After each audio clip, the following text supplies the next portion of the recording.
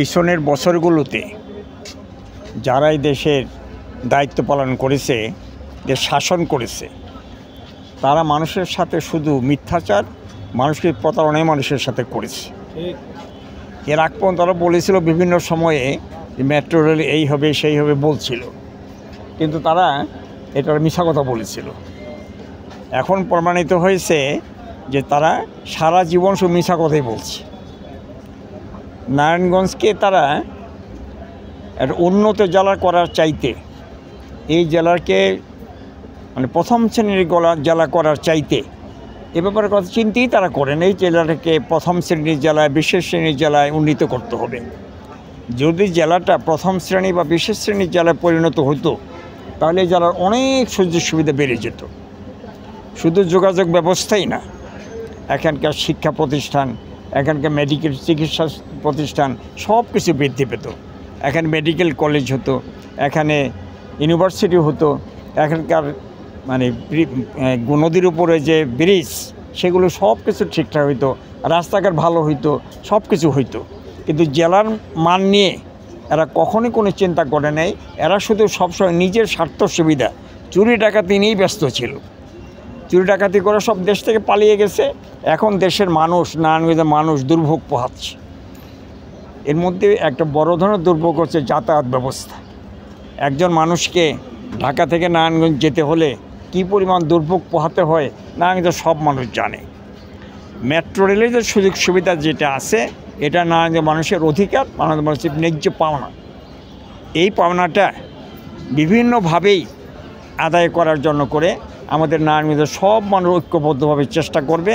আমরা বিশ্বাস করি যে মেট্রো রেল কর্তৃপক্ষ নারায়ণগঞ্জে মানুষের এই গণ দাবিকে, এই ন্যায্য দাবিকে, এই অধিকারকে তারা প্রতিষ্ঠা করার চেষ্টা তারা করবে। আমরা আজকে আমাদের নারায়ণগঞ্জ জেলার সম্মানিত জেলা প্রশাসকের কাছে আমরা স্মারকলিপি দিয়েছি। উনিও চেষ্টা করবেন, আমরাও চেষ্টা করব। এই ব্যাপারে দেশের সব মানুষকে একসাথে নিয়ে হলেও আমরা চেষ্টা করব।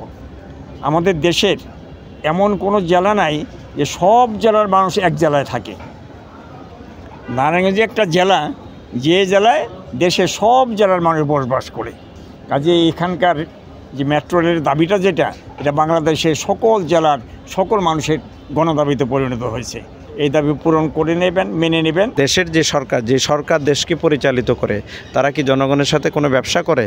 এটা কি কোনো ব্যবসায়িক প্রতিষ্ঠান? জনগণ তার আর যে যৌক্তিক সরকার তার কাছে যা পাবে, যে রাজস্বের যে বিষয়, ট্যাক্স, ভ্যাট যা যা আছে, সেটা কিন্তু আমরা প্রতিনিয়ত দিয়ে যাচ্ছি। এবং বাংলাদেশে যদি দুই একটা জেলা ধরা হয়, এখানে শিল্পনগরী হিসেবে নারায়ণগঞ্জকে ঢাকার পরে, চট্টগ্রামের পরে কিন্তু এটা 3 নম্বর 4 নম্বরের মধ্যে ধরতে হবে। তাহলে কী কারণে এটাকে বাদ দেয়া হচ্ছে? এটা কারো ষড়যন্ত্র কিনা, কারো ইশারায় কিনা, কারো অবৈধ তদবিরের কারণে কিনা, এটা আমরা সরকারের যারা যথার্থ কর্তৃপক্ষ আছে তাদের কাছে জানতে চাই।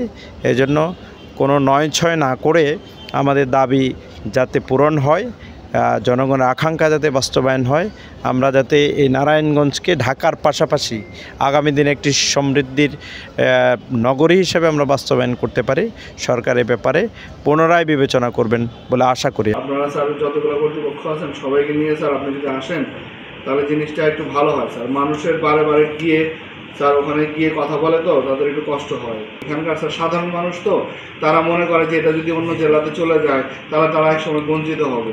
তাদের স্যার যেহেতু স্যার আসলে নারায়ণগঞ্জ ঢাকা জার্নিটা স্যার, শহরটায় স্যার তো আসলে অনেক শিল্প কারখানা এবং শহরের স্যার লক্ষ লক্ষ মানুষ স্যার প্রতিদিন ঢাকা শহরের সাথে তাদের কানেক্টিভিটি স্যার থাকে।